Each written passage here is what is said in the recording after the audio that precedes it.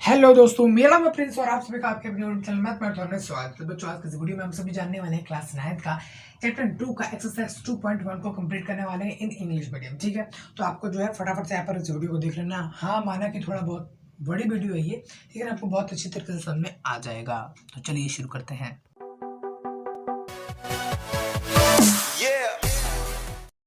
हाँ, तो सबसे पहले हमारे पास जो है क्वेश्चन नंबर फर्स्ट है, जिसमें क्या कह रहा है कि which of the following expression are polynomial in one variable and which are not. Stay reason for your answer. जैसे कि आप बच्चों यहाँ पर जो है इस वाले क्वेश्चन में देख सकते हो कि यहाँ पर जो आप ये ABCD देख रहे हो, यहाँ पर क्या है एक्स है ना, यहाँ पर भी एक्स है, यहाँ पर वाई है, वहाँ पर वाई है, वहाँ पर वाई है, टी है, एक्स है, वाई है, टी है। तो ये सब हमारे पास क्या होते हैं, वेरिएबल होते हैं। ठीक है ना, ABCD वाले। अच्छा, कांस्टेंट भी होते हैं क्या, ये गिनती वाले है ना, जो कि इसमें है। ठीक है, तो हमें ये क्वेश्चन पूछा हुआ है कि ऐसा कौन सा क्वेश्चन है जिसमें वन वेरिएबल यानी कि एक वेरिएबल है, ठीक है, और वो क्या एक पॉलिनोमियल भी है ना। कौन सा है और कौन सा नहीं, और अपने आंसर में एक रीजन है वो भी बताइए। देखो बच्चों, यहाँ पर ध्यान से, कोई भी क्वेश्चन जो है, तब कोई भी चीज़ पॉलिनोमियल कहलाएगी जब उसमें जो वेरिएबल बोले तो भैया ABCD वाला की जो यहाँ पर घात होती है। फॉर एग्जांपल यहाँ पर क्या है, 4x का स्क्वायर है, मान लो स्क्वायर है। ठीक है, तो ये क्या हमारे पास एक पॉलिनोमियल कहलाएगी? जी हाँ, बिल्कुल कहलाएगी। क्यों? क्योंकि आपको पता है कि यहाँ पर जो वेरिएबल है, इसका जो यहाँ पर घात है, यानी कि जो कहीं एक तरह से पावर है, वो पॉजिटिव है। अगर वो नेगेटिव हो जाए, मतलब कि अगर वो माइनस का हो जाए तो ये क्या है, ये पॉलिनोमियल कहलाएगा? बच्चे नहीं, ये बिल्कुल भी पॉलिनोमियल नहीं कहलाएगा। अच्छा, अभी ऐसा होता कब है? देखो बच्चों, दो रीजन होते हैं। एक, या तो आप ऐसे क्वेश्चन में आपको डायरेक्ट ऐसा लिखा हो, ठीक है, या फिर आपको यहाँ से कुछ लिखा हो 4 रूट का x, यानी कि रूट के अंदर क्या हो, हमारे पास वेरिएबल हो, तो भी हमारे पास ये जो है वेरिएबल नहीं कहलाएगा। अच्छा, एक और तरीका है क्या, 4/x, यानी कि अपॉन में नीचे नहीं आना चाहिए x, ठीक है ना, ऊपर आ सकता है वो अलग बात है, लेकिन नीचे नहीं आना चाहिए। अगर नीचे आ गया तो भी बच्चे ये पॉलिनोमियल ही नहीं कहलाएगा। ठीक है, तो सबसे पहले यहाँ पर हम देखते हैं क्या कि 4x² - 3x + 7, तो ये क्या हमारे पास एक पॉलिनोमियल है? जी हाँ, बिल्कुल है। और आपको पता है इसमें जो है एक ही तरह का वेरिएबल है, बेशक कितनी बार भी आता हो, लेकिन एक ही तरह का है। तो हाँ, हम ये कह सकते हैं कि ये जो हमारे पास एक वेरिएबल है, बिकॉज आप रीजन लिख देना, जैसे मैंने आपको बताया कि भैया इसमें जो है वन वेरिएबल और ये क्या एक पॉलिनोमियल भी है। ठीक है, अच्छा, दूसरा यहाँ पर देखो, ये भी क्या है, y² है, प्लस में रूट का 2 है। अब यहाँ पर देखो, वेरिएबल जो है वो रूट के अंदर नहीं है, कांस्टेंट है, ठीक है, लेकिन वेरिएबल नहीं है, यानी कि ABCD वाले में से नहीं है, बेशक गिनती वाले में से है। ठीक है, तो ये होगा, ठीक है ना, तो ये भी क्या होगा भैया, एक पॉलिनोमियल कहलाएगा। ठीक है, अच्छा, दूसरा देखो भैया, इसमें तो देखा जा रहा है कि 3 रूट का t प्लस में t रूट का 2, तो यहाँ पर t जो है ये वाला, ये तो रूट के अंदर आ रहा है, तो क्या ये एक पॉलिनोमियल कहलाएगा? जी नहीं भैया, बिल्कुल नहीं, ये बिल्कुल पॉलिनोमियल नहीं कहलाएगा। आप यहाँ पर रीजन में चाहो तो लिख देना, क्योंकि आपको जो यहाँ पर इसका जो क्या नाम है, पावर है, वो नेगेटिव में नहीं होना चाहिए, ठीक है ना, पॉजिटिव में ही होना चाहिए। अच्छा, दूसरा देखो, यहाँ पर भी देखो, आप देख रहे हो y प्लस में 2/y है, ठीक है ना, y प्लस में 2/y है, यानी कि जो y है यहाँ पर ये वाला, इसका जो यहाँ पर पावर आएगा वो तो नेगेटिव में आएगा, तो ये भी एक पॉलिनोमियल नहीं है। ठीक है, अच्छा, इसका पावर 10 है, प्लस में y का क्यूब है, प्लस में 10 की पावर 50 है। ठीक है, तो इसमें हाँ माना कि भैया एक पॉलिनोमियल है, ठीक है, लेकिन बच्चे यहाँ पर बोला हुआ है ना वन वेरिएबल वाला, तो ये वन वेरिएबल वाला तो नहीं है ना। तो यहाँ पर आप लिख देना कि बच्चे ये वन वेरिएबल नहीं है, इसमें जो है 3 वेरिएबल है। ठीक है ना, तो यहाँ पर आप जो है क्वेश्चन में लिख देना। ठीक है, तो इस तरह से आपका जो यहाँ पर फर्स्ट क्वेश्चन हो चुका है यहाँ पर कंप्लीट। वैसे राइटिंग कैसे लग रही है आप सभी को मेरी?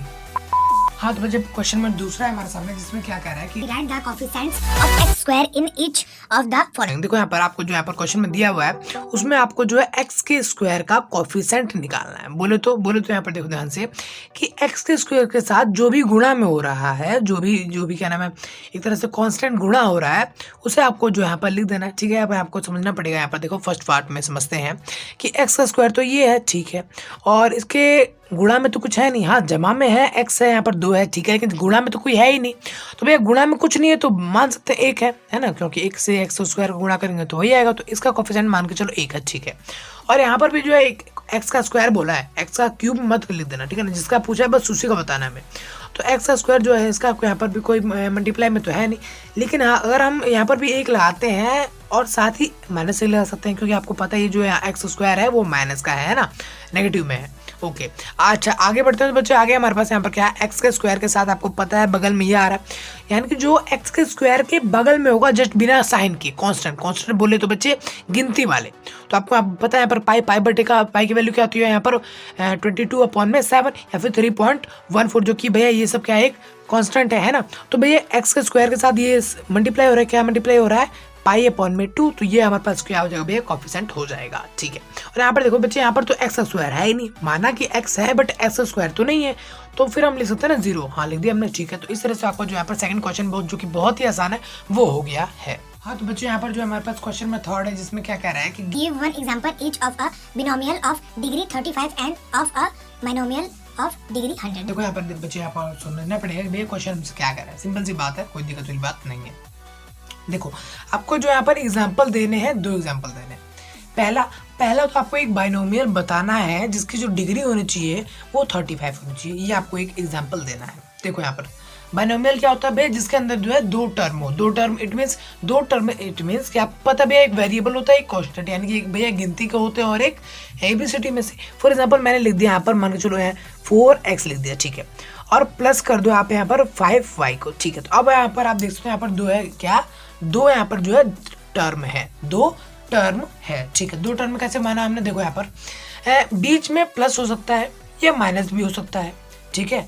तो इस तरह से आपको जो है 2 टर्म अलग अलग दे देंगे। अगर मल्टीप्लाई या डिवाइड हो रहा है तो बच्चे वो एक ही टर्म में कहलाएगा। जैसे मान के चलो यहाँ पर क्या है 2x ये क्या है एक ही टर्म है अपॉन में y है ये क्या भैया एक ही टर्म है भैया क्योंकि ये दोनों तो क्या है आपस में डिवाइड और मल्टीप्लाई में। लेकिन अगर प्लस होगा बीच में प्लस होगा फॉर एग्जाम्पल 2x है प्लस में y है तो ये क्या हो गया एक 2 टर्म हो गया। अच्छा अब देखो यहाँ पर ध्यान से कि जिसके पास एक टर्म होता है फॉर एग्जाम्पल 2x है तो ये हमारे पास क्या कहलाएगा मोनोमियल कहलाएगा ठीक है जो कि ये वाला है ठीक है।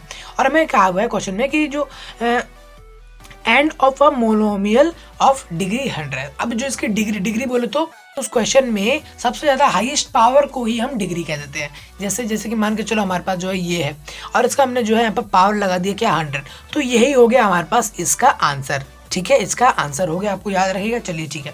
अच्छा यहाँ पर इसके अलावा यहाँ बोला हुआ था बाइनोमियल और उसकी डिग्री होनी चाहिए 35 बाइनोमियल यानी कि जिसके 2 टर्म हो जैसे आपको बताया था मैंने 4x प्लस में 5 तो ये क्या है 2 टर्म ठीक है। यहाँ पर जो डिग्री यानी कि हाईएस्ट ऑफ पावर ठीक है ना यानी कि जो हाईएस्ट पावर है उसको ही हम डिग्री कहते हैं यानी कि हाईएस्ट पावर जो बच्चे वहां पर होनी चाहिए 35 तो मान लेते हैं 4x प्लस में 5y और यहाँ पर है 35 पावर है तो ये हो जाएगी हमारे पास आंसर। ये दोनों हो जाएंगे आप आंसर आप यहाँ पर लिख सकते हो। वैसे मैंने आपको समझाना चाहा अगर आप समझ गए होंगे तो बहुत अच्छी बात होगी। चलिए बढ़ते हैं अपने अगले क्वेश्चन की ओर। हाँ तो बच्चे क्वेश्चन नंबर जो है हमारे पास यहाँ पर कौन सा भैया 4th है राइट ठीक है। तो इसमें हमें करना क्या है यहाँ पर क्वेश्चन को एक बार पढ़ लेते हैं और समझ लेते हैं क्या कि right the degree of each of the following polynomial. हमारे पास जो यहाँ पर पॉलिनोमियल दिए हुए हैं 4 है हमारे पास इनमें जो है डिग्री हमें बतानी पड़ेगी। तो सबसे पहले बच्चे आपको यहाँ पर जानना पड़ेगा भैया डिग्री क्या होती है। अगर आपने ये वीडियो नहीं देखी कौन सी वीडियो भैया जो यहाँ पर आई बटन पे आपको दिख रही होगी वो वाली नहीं देखिए भैया क्लिक करके देखो क्यों क्योंकि वो क्या है हमारे पास एक इंट्रोड्यूसिंग वीडियो होती है जो कि हर एक चैप्टर के आगे होती है जिसमें चैप्टर के बेसिक कांसेप्ट को यहाँ पर दिखाया जाता है सॉल्व करवाया जाता है। अगर आपने देख ली बहुत अच्छी बात होगी आपको जो है ओवरऑल 50 अप टू 60% आ गया होगा। अगर नहीं देखी तो कोई दिक्कत वाली बात नहीं है इस वीडियो देखने बाद आप उसको भी देख सकते हैं ठीक है।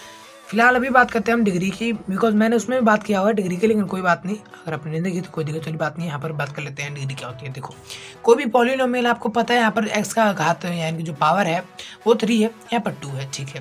बड़ी पावर यहाँ पर क्या भैया 3 है तो 3 ही जो यहाँ पर क्या कहलाएगा यहाँ पर इसका डिग्री कहलाएगा। मतलब कि कोई भी हमारे पास अगर पॉलिनोमियल है तो उसमें जो भी सबसे ज्यादा पावर उसी को हम यहाँ पर क्या कहते हैं यहाँ पर डिग्री कह देते हैं।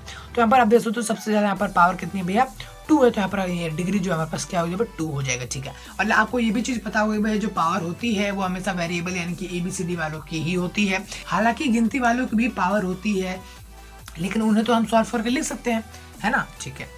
अब यहाँ पर देखते हैं बच्चों यहाँ पर तो भैया किसी की पावर ही नहीं है तो भैया 1 मान सकते हैं। हाँ जी हाँ बिल्कुल मान सकते हैं। A1 क्या होगी भैया इसकी डिग्री होगी चलिए ठीक है। और यहाँ पर तो 3 है ना यहाँ पर तो 3 ही है यहाँ पर तो कोई वेरिएबल ही नहीं है यानी कि एबीसीडी में से कुछ है ही नहीं तो यहाँ पर इसको मान लेते हैं हम 0। तो इस तरह से बच्चे यहाँ पर जो आपका क्वेश्चन नंबर 4th भी हो चुका है मैं जल्दी 5th भी कर देता हूँ क्योंकि बहुत ही आसान है वो भी ठीक है। हाँ तो बच्चों यहाँ पर जो आखिरी क्वेश्चन है यानी इट मीन्स की 6th क्वेश्चन हमारे सामने जिसमें क्या कह रहा है कि classify the following as linear quadratic and cubic polynomials. तो बच्चों यहाँ पे देखो आपके पास जो यहाँ पर पॉलिनोमियल है बच्चे, आपको जो है इसको 3 कैटेगरी में डिवाइड करना है। कौन सी कैटेगरी में भैया? एक तो लीनियर होनी चाहिए, लीनियर बोले तो भैया वो भी मैं आपको समझाऊंगा। वैसे ये सारी चीज़ें जो है मैंने आपको बताया था इंट्रोड्यूसिंग वीडियो में। तो भैया आपसे मेरी रिक्वेस्ट है कि आप जो है नीचे डिस्क्रिप्शन का यहाँ पर जो वीडियो का टाइटल आ रहा है उस पर क्लिक करोगे तो आपको जो है नीचे डिस्क्रिप्शन खुल जाएगा। वहाँ पर इस वीडियो का वैसे तो वीडियो आप देख लो पहले, इस वीडियो को आप देख लेना, क्योंकि भैया इस वीडियो पे थोड़ा सा मसला है, इसमें फटाफट से देखो आपको लीनियर यानी कि किसी पॉलिनोमियल का यहाँ पर पावर है वो 1 है तो लीनियर आएगा। ठीक है। और अगर 2 है तो अगर 3 है तो पावर क्या है? ठीक है। इसी तरह से आपको जो है ना,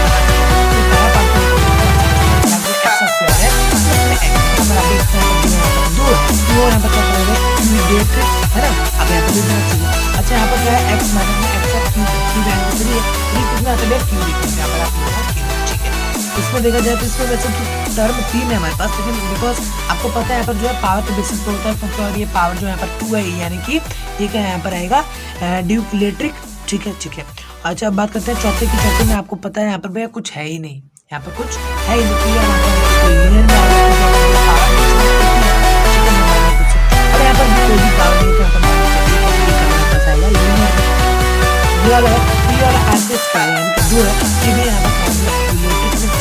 और यहाँ पर आप देख सकते हो ये यहाँ पर आएगा क्यूबिक में। ठीक है। तो इस तरह से आपका जो यहाँ पर पूरा एक्सरसाइज यहाँ पर मैंने कंप्लीट करवा दिया है। अगर बच्चे वीडियो अच्छी लगी हो तो यार लाइक कर देना, कमेंट करना कैसी वीडियो लगी, कैसी मेरी राइटिंग भी लगी, और साथ ही साथ अगर आप ऐसी वीडियो और भी देखना चाहते हो इन फ्यूचर तो आप हमारे यूट्यूब चैनल को सब्सक्राइब कर सकते हो और बगल में आने वाले बेल आइकन को भी प्रेस कर सकते हो।